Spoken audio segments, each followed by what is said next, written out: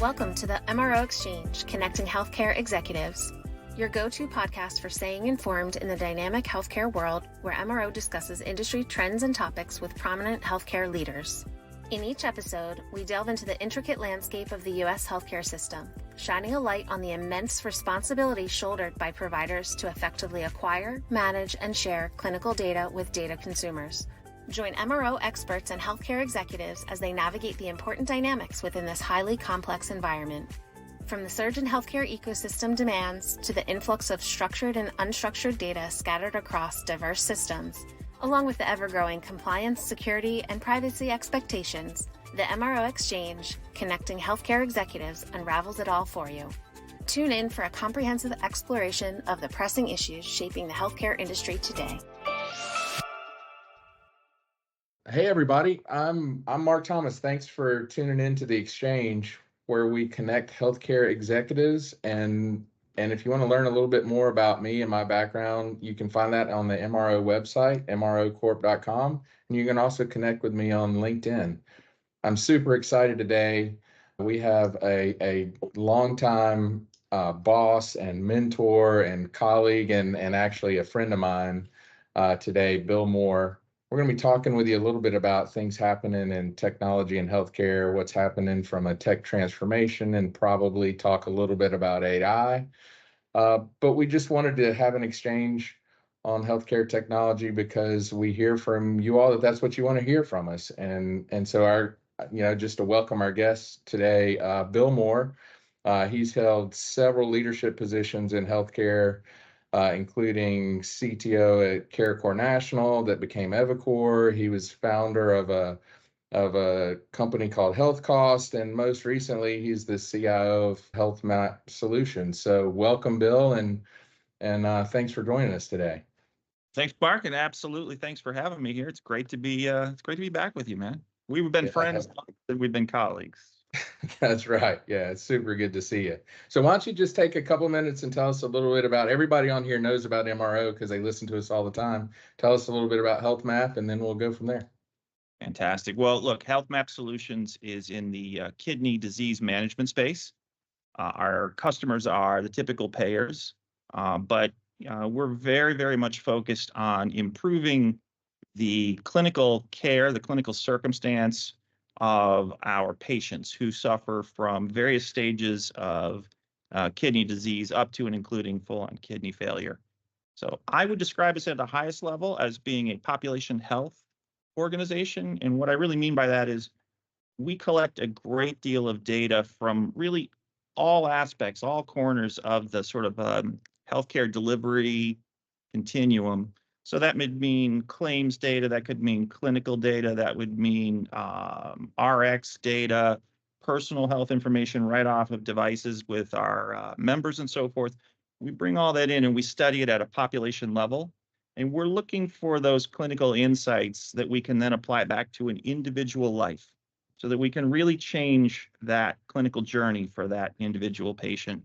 And if we do all of that and we do it just right, we're able to improve their care, improve their circumstance, and also lower the cost of care associated with that individual patient. And then we study the effect of all that, and we continue to tune and further hone our models. And I think when I think about it, I'm looking to create that virtuous circle, but get it ever tighter, ever smaller, and ever quicker so that we can be more aggressive with respect to how we address that particular disease state. Wow, that's awesome. It sounds like exciting stuff y'all are doing. One of the things that I think is probably pretty obvious in what you're having to tackle there at Healthmap, and you and I have done this now several times together, but it's just this, I want to talk a little bit about this topic of technology transformation. It seems like everywhere I go, every conversation I have, people are asking me about transforming technology, or I'll hear executives talk about, I want to transform my technology or my technology team. And one of the cornerstones of the way I do it, being a mathematician, is something that I've been affectionately calling Mark's law of architecture, which essentially goes something like this and says, Conway's law says that communication patterns in organizations will predict the systems that they produce. And then Ron Westrom produced a study that says that high performance culture predicts communication patterns. Well, you put those two things together, you get that ultimately that high performance culture predicts the architecture that you get out of an organization. So as a transformation leader, I always start first with the culture of the organization and start transforming that in a technology organization. But I'm curious to get your thoughts on, and what you faced in handling, transforming a technology organization and really, getting rid of the legacy IT mindset that exists out there. Yeah. Well, I don't think anyone's going to be surprised that there's probably deep levels of parallelism in the way you look at it and the way I look at it. We spent a lot of years together doing this. I sometimes like to go back to a set of core principles, and maybe in this arena, the most basic of which is I have always believed that the best technology is the most transparent technology. You can think of this in your, personal laptop selection. There are people that select Windows machines. There are people that select Macs. Today, we don't think of those as two separate camps. Those are just sort of selections that people make. And why do they make those selections?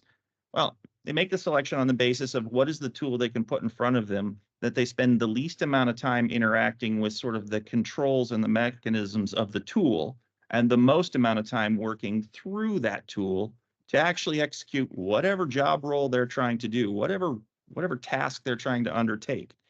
If you spend too much time concentrating on the tool, you're not spending enough time concentrating on the task. And if you sort of scale that up from a organizational perspective, I think that the end state from a transformational perspective needs to be, especially for those of us that run IT shops, how can I orient the IT shop around the greater business so that the business can use it as that sort of nearly transparent tool to go out and more quickly, more efficiently, and maybe even with a greater degree of fidelity, attack the marketplace. In our case, I talked about that virtuous circle. How quickly can I close that virtuous circle and allow the individuals who are either clinically minded or business minded or analytically minded to make a change, observe it in the marketplace, bring that data back, and make an additional change to continue to hone it, to continue to refine it, to continue to make it a little bit more focused. If that's where we're really going, then your notion, I think, about the necessity for a philosophical change is a super important one. And I will tell you that, 1990 has come and gone, and the traditional model of what a IT shop would, should, and could look like, and it should have sort of this organizational structure and this number of these people and this number of these people, and no more than this number of people should be managed by, any fewer than this number of managers and so forth. All of that is off. I think all of that leads to a great deal of siloed thinking, which I will tell you in the IT space, I already believe we're a little bit predestined to kind of think in. We already have, in many respects, a different language than most of the business folks that we operate with. We use a different set of tools. I think some of these things tend to make us think that we are in fact different, when in fact, typically, if you check the, I don't know, what is it, the upper left-hand corner of your paycheck, we'd probably find all of us have the same logo there. We're all pulling against the same big weight. And so some of that philosophical siloism has to come down. And from an IT shop perspective, we need to be much, much, much more oriented toward what the organization's really trying to do in the marketplace, as opposed to how we're playing with our Tinker Toys. If you kind of keep those things in mind, my suspicion is that more often than not, the right things kind of align and business starts to run a little bit better. Well, yeah, you touched on a couple of things that are just so important, I think, to the cultural transformation in technology. One is focusing on business outcomes. I once had a wise mentor tell me that we literally exist to serve the business need, not for the sake of technology, which is what we all want to do. We all want to do the cool things, but if we're not doing those cool things, in the guise of actually solving problems that people won't solve, then it doesn't matter. It's not important. And another interesting thing you talked about, Bill, that I'd be curious to hear a little bit more about, maybe how you help drive that culture. But for me, it starts with speaking the language of our business partners. Look, I've given up on frankly teaching people to speak the language of technology, because it doesn't work anyway and it's constantly changing. That's not what we're here for. We're here to actually, I believe, speak the language of our business partners, and ultimately our patients' needs, or our providers' needs, or or payers' needs. That's what they want to hear from us. And the technology that we use are just tools to get there. They're just tools to get the work done. They're Yeah. not the thing, right? Yeah. Yeah. So I'm curious, how do you help your teams learn to do that? Well, I think that you have to sort of create moments for folks to be able to sort of palatably context switch. In any IT shop of any scale that is associated with any organization that is on a fast growth pace, and winning business and continuing to try to move, sort of the margins forward, at the individual contributors level, on their desks, there are a whole host of pressures. There's always going to be a deadline. There's always going to be, 100 things that you got to get done in a day, and you're lucky if you get, 60, 75 of them done. But when you can create a moment where you can take folks out of that sort of day-to-day grind, which can be very tunnel-like, and you can really connect what it is they do on an everyday basis. For us, it's easy, and I suspect for you as well. At the other end of every line, every record in our various databases and so forth, there's a patient someplace.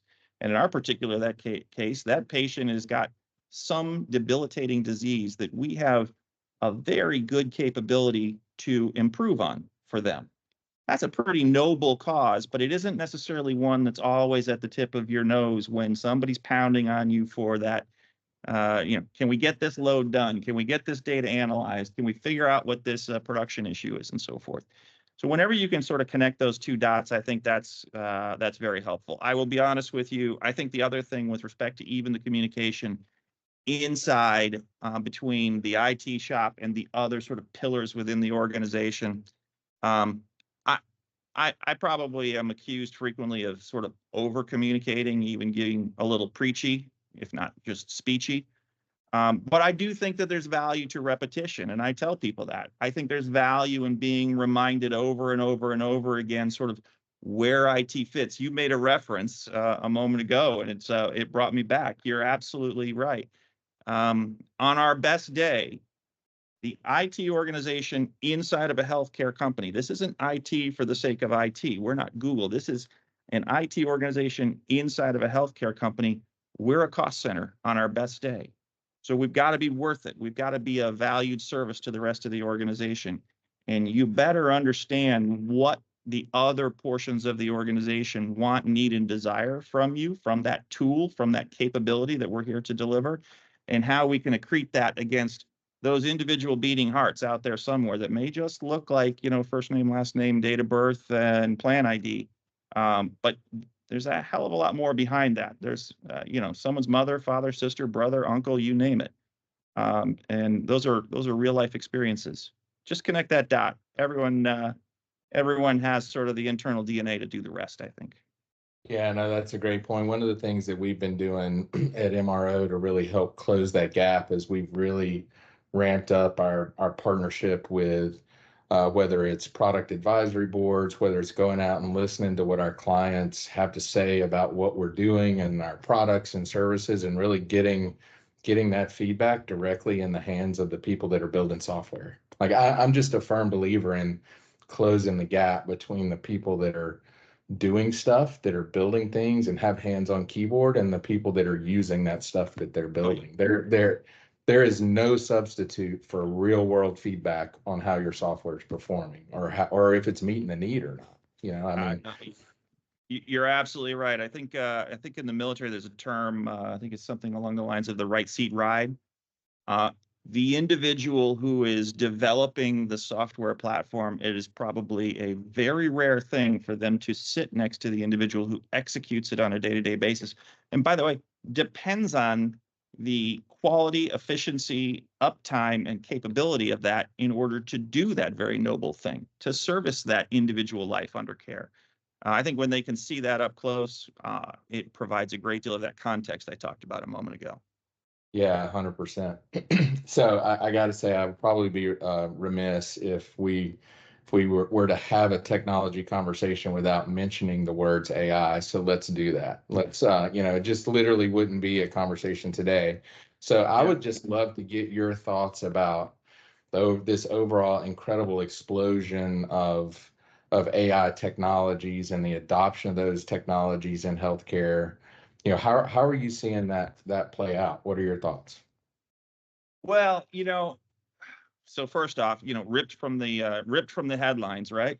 I think whenever you have an AI level conversation, you sort of have to understand your audience a little bit, and the healthcare audience is maybe the same, maybe a little bit different than some of the other audiences out there. I think historically speaking, you and I used to joke about the fact that the healthcare space was a bit of a technology wasteland, or at least that it lagged years and years behind. In fact, I think you and I did a lot of really good work for a lot of really good years where all we really did was curated, maybe cutting edge, but also relatively mature technologies and capabilities from other industries, bringing them into healthcare. And that was always pretty powerful when we did it. AI at some level, I think, has a great opportunity to close that gap. But there are sort of these lingering fears that make a lot of sense in healthcare that may make less sense elsewhere. I think specifically about what I think a lot of folks would be concerned about, which is, are we really in a position where we would, should, or could potentially put AI, or maybe more accurately stated, generative AI, in a position where it may make a clinically significant decision? And that's a reasonable and a righteous fear.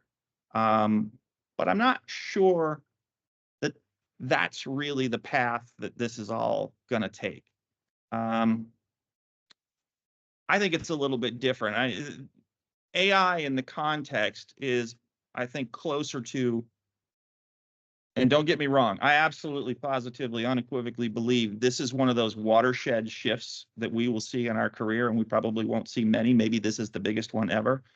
But it's also a product of sort of a quickening of technology and a confluence of technology all at the same time.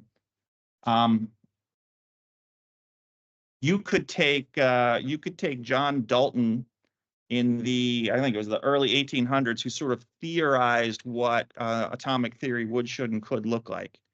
And Einstein picked that up in the 30s and the 40s, and then sort of suggested how that possibly could end up being something like a great source of energy or other uses.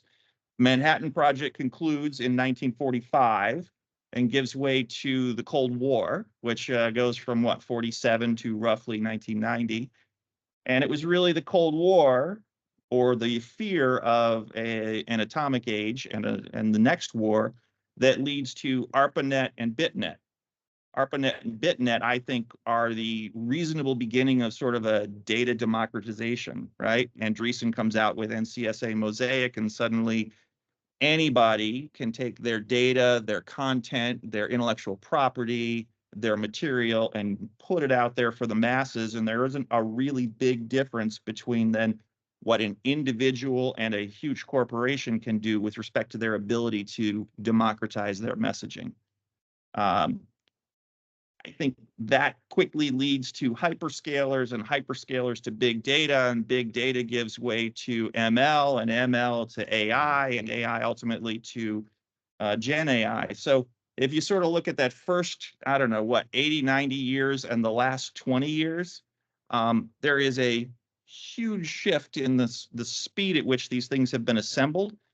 But it's really been stepping stones, and nowhere along the way did we necessarily, this may be one of those edits, right?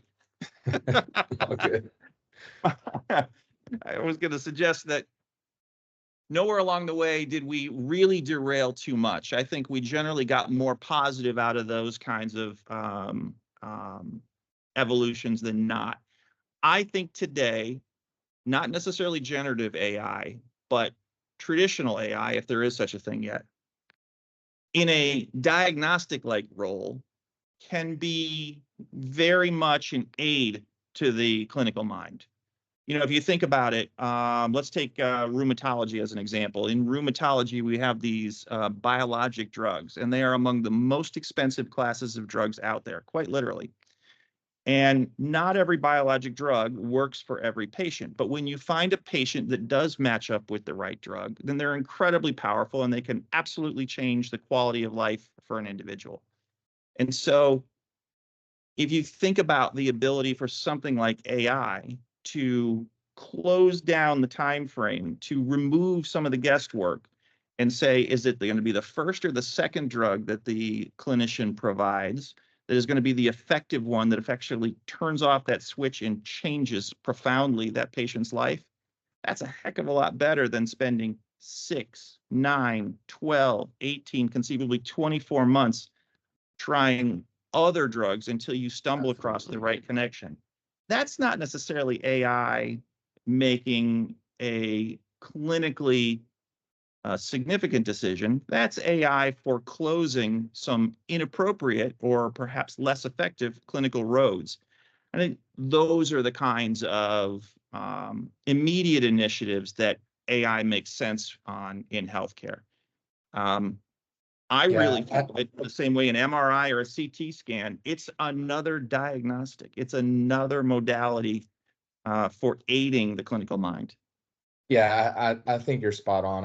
I view it kind of in a maybe an oversimplified framework of, to me, it's about getting computers doing what computers should do and getting people doing what people should do. Because the reality is that we're a long, long way, even with all the advancements of Gen AI and everything, from a computer truly reproducing the complex problem solving that a human really can do. So to me, it's about just another tool in the tool chest to help humans do what humans really need to be doing better. And that's the framework I've tried to think about this. Right. Sure, you know, AI at work alongside the physician doing things like documenting the case, so that you Right. don't let sort of the human frailty and frankly the human predilection toward being a little bit lazy. Is it worth writing that down? Is it worth recording that one additional piece of information? Does that really make a difference? AI doesn't think that way. AI has, you know, perfect focus and perfect function all day, every day. We don't know, but in 10 or 12 or 15 years, or maybe a heck of a lot less, organizations like mine that operate at population health levels, that are using machine learning algorithms to surface deep patterns, might need just that piece of information that in 2024, Dr. So-and-so didn't quite have the time or energy to write down, but the AI assistant absolutely documented perfectly. That's another great example where I think it becomes a wind at the back as opposed to a headwind. And so in those kinds of spaces, I think it makes a ton of sense. Yeah, it's like there's two frameworks. There's you can adopt AI to to make you work more efficiently. Then there's a lot of what you described earlier, this kind of groundbreaking, innovative kind of AI. I think it's important as like a technology leader, I try to compartmentalize those two things and really ground on what I'm trying to achieve when I'm doing an AI initiative. A couple of examples that we're doing here. One, we're building some machine learning algorithms that help us just patient match better. I mean, again, it's stuff that like our team and our people, and we can have some deterministic rules that do that today, but leveraging machine learning absolutely will do it better, right, than what we're doing it before, right? But that's not some giant innovative thing, but it might shave minutes or days off of the request cycle for achieving a patient request. That's important. Over thousands of times, that adds up. So help me, because that's a great point. You know, I think there are still sort of some core issues that have always been around the data space that still need to be honored here, and they bleed into the space. Issues of data provenance and data lineage and data ownership and so forth. In the big Gen AI models, where most smaller or even medium organizations don't have access to the GPUs in the silicon to really train, you're using externalized models, large language models, whatever they may be. You're using external language or external models that have been trained elsewhere on large sums of data, where you don't necessarily understand the provenance and the lineage. And of course, that leads to a level of concern, distrust. There are governance holes. There are all kinds of things there. So if that's a big issue with Gen AI, what you're doing to bring the AI technology and the AI function inward and addressing then your own data sets where you do control things like the provenance and the lineage.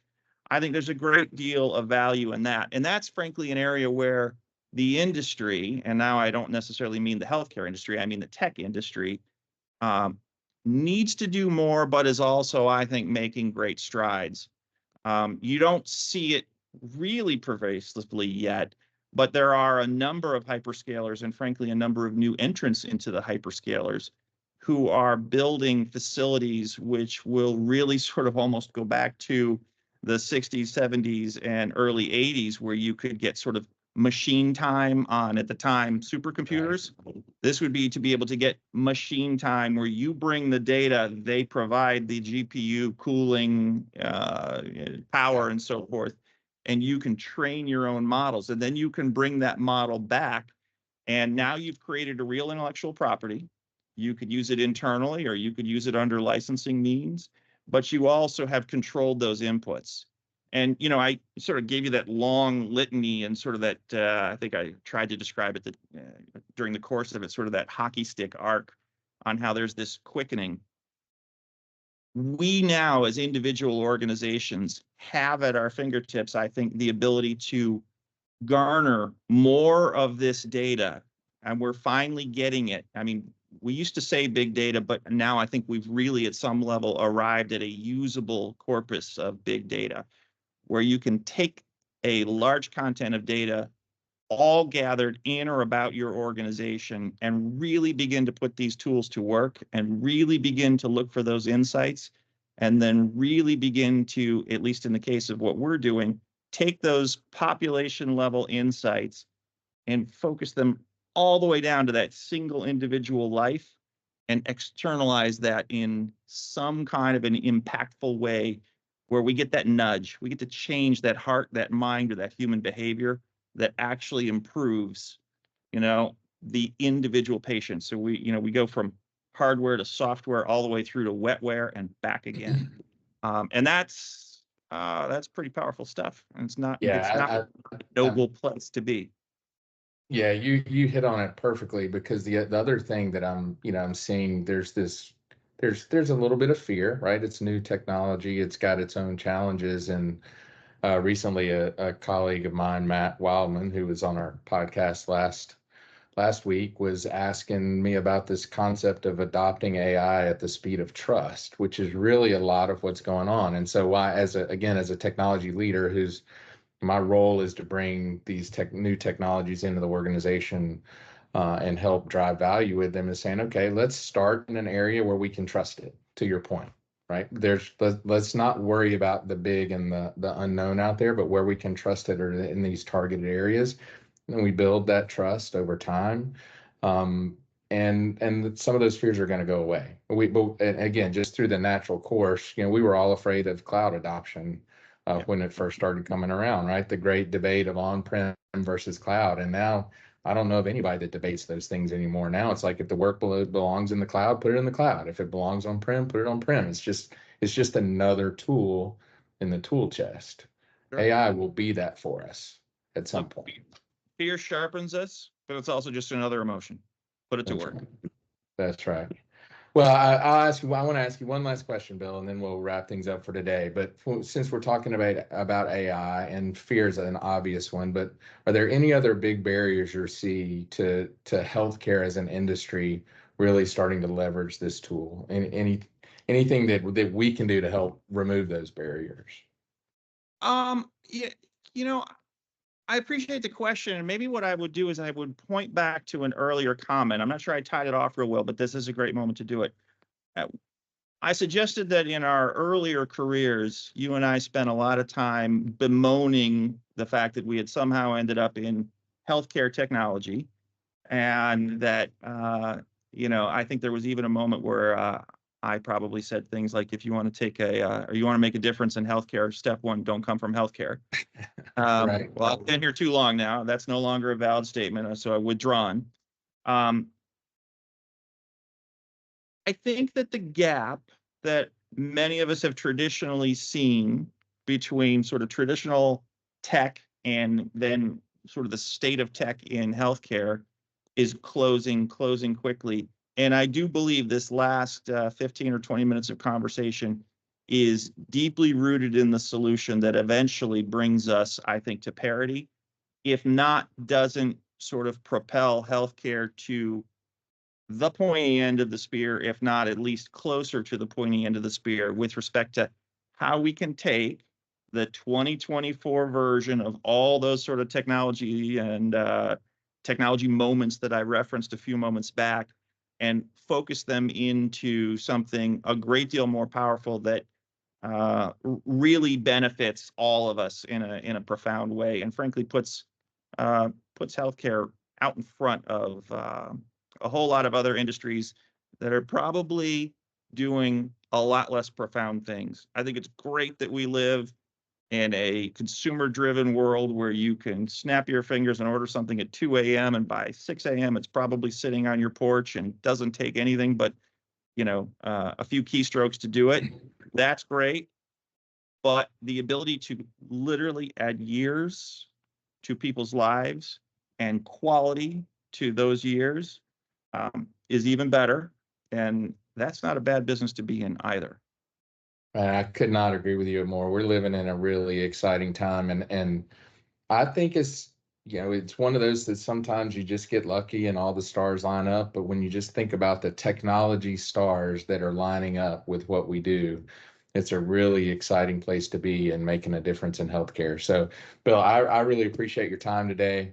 It was a ton of fun catching up. Looking forward to doing it again. And to all our listeners out there, thank you so much for listening, and we'll see you next time. Great to be here. You've been listening to the MRO Exchange, where we connect healthcare execs. For more insights and to hear other healthcare executives' exchanges, visit the show's page on mrocorp.com and be sure to explore additional resources and thought leadership articles.